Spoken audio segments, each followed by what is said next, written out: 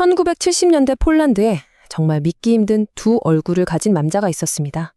낮에는 누구보다 성실한 광부이자 다정한 가장이었는데 밤만 되면 아주 끔찍한 살인마로 돌변했죠. 자, 지금부터 폴란드 역사상 가장 잔혹한 범죄자로 기록된 남자, 비톰의 뱀파이어 요아힘 크니하와의 소름 끼치는 이중생활 속으로 들어가 보겠습니다.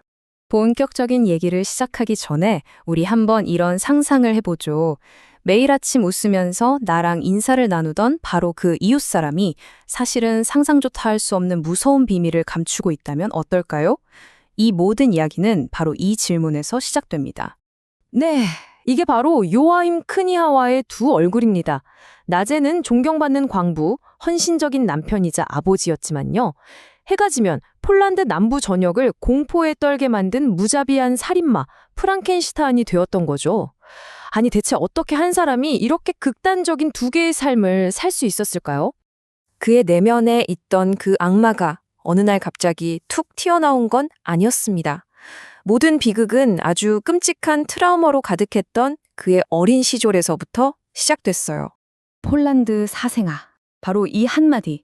이 말이 그의 인생을 완전히 뒤틀어버렸습니다. 폴란드인을 극도로 혐오했던 독일인 외할머니가 어린 그에게 끔찍한 폭언과 매질을 멈추지 않았거든요. 이 지독한 학대는 그의 영혼에 평생 지워지지 않는 징후의 씨앗을 심어버렸죠. 자, 이 과정을 보시면 그의 심리가 어떻게 망가져 갔는지 알 수 있습니다. 할머니에게서 받은 학대는 여성, 특히 권위 있는 여성에 대한 공포로 이어졌고요. 이 공포는 결국 모든 여성을 향한 증오로 변질됐습니다.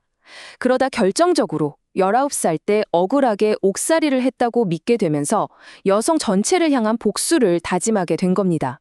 그런데요, 크니하와를 더 소름 돋게 만드는 점이 있습니다. 그가 단순히 분노에 차서 살인을 저지른 게 아니라 살인하는 법을 아주 치밀하게 학습했다는 거예요. 정말 충격적인 사실이죠. 그는 자신보다 먼저 폴란드를 떠들썩하게 했던 또 다른 연쇄살인마 자그앵비의 뱀파이어의 재판을 직접 찾아가서 방청했습니다. 마치 살인에 대한 무슨 강의라도 듣는 것처럼 그 재판의 모든 과정을 하나하나 흡수한 겁니다. 여기 보세요.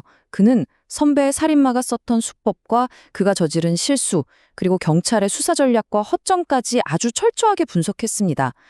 그러면서 자신이야말로 그 누구도 잡지 못할 완벽한 범죄를 저지를 수 있다고 아주 오만하게 믿었던 거죠. 그렇게 만반의 준비를 마친 크니하와는 무려 8년 동안 폴란드의 산업 중심지를 피로 물들이는 공포의 시대를 열게 됩니다. 그의 주된 사냥터는 6번 트램 노선 주변이었어요. 트램에서 혼자 내리는 여성을 노렸다가 뒤에서 도끼로 내리치고 시신을 끔찍하게 훼손하는 방식을 썼습니다. 범행은 시간이 갈수록 점점 더 잔혹해졌고 심지어 어린 소녀들까지 희생되자 대중들은 그에게 프랑켄슈타인이라는 공포스러운 별명을 붙였습니다. 그 이름만으로도 지역사회 전체가 공포에 떨었죠. 7,000명, 이게 뭔지 아십니까? 경찰이 이 사건과 관련해서 조사했던 용의자의 수입니다.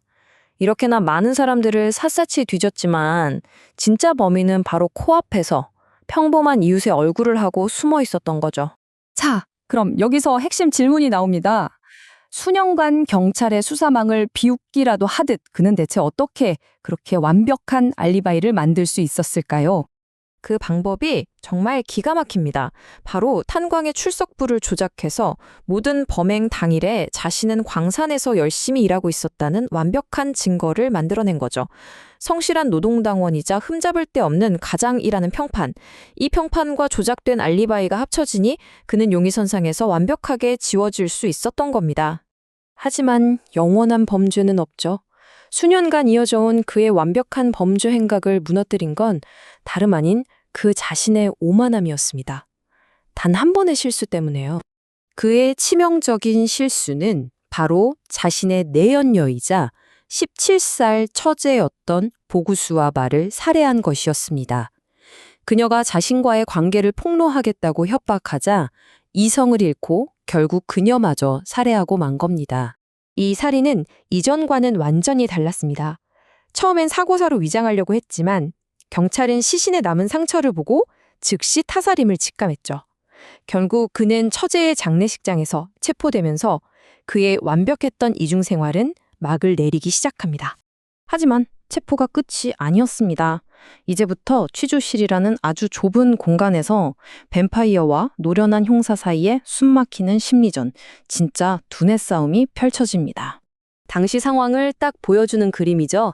한쪽은 거짓 알리바이로 철저하게 무장한 오만한 뱀파이어, 그리고 다른 한쪽은 진실이라는 무기를 들고 그의 심리를 파고드는 베테랑 후라 경감. 이건 힘의 대결이 아니라 그야말로 정신과 정신의 대결이었습니다. 후라 경감의 전략은 정말 치밀했습니다. 먼저 나도 광부 출신이다 라며 유대감을 형성해서 경계심을 무너뜨렸고요. 그 다음엔 거짓말 탐지기 결과를 들이밀면서 압박을 가했죠. 그리고 마지막 결정타, 종이에 교수대 올가미를 쑥쑥 끓이면서 나지막 이렇게 말했습니다. 기계는 속일 수 없어. 결국 크니아와는 무너졌고 모든 것을 자백했습니다. 하지만 그의 입에서 나온 말은 반성이나 후회가 아니었어요. 그는 자신이 전쟁 이후 최고의 살인마가 되었다면서 오히려 자랑스러워했습니다. 어떠한 죄책감도 없이 자신의 그 끔찍한 범죄를 하나의 업적처럼 여긴 겁니다. 그의 마지막은 어땠을까요? 감옥에서 자신의 범죄를 아주 상세하게 기록한 뱀파이어의 일기라는 걸 쓰는 기행을 보였고요. 1984년에 사형을 선고받은 뒤 바로 이듬해에 교수대에서 생을 마감했습니다. 평범한 이웃의 얼굴 뒤에 숨어서 국가 전체를 조롱했던 비톰의 뱀파이어. 이 이야기는 우리에게 정말 섬뜩한 질문 하나를 던집니다. 우리는 과연 지금 내 옆에 있는 가장 가까운 그 사람을 전부 다 알고 있다고 말할 수 있을까요? 어쩌면 진짜 공포는 우리가 생각하는 것보다 훨씬 더 가까운 곳에 있는지도 모릅니다.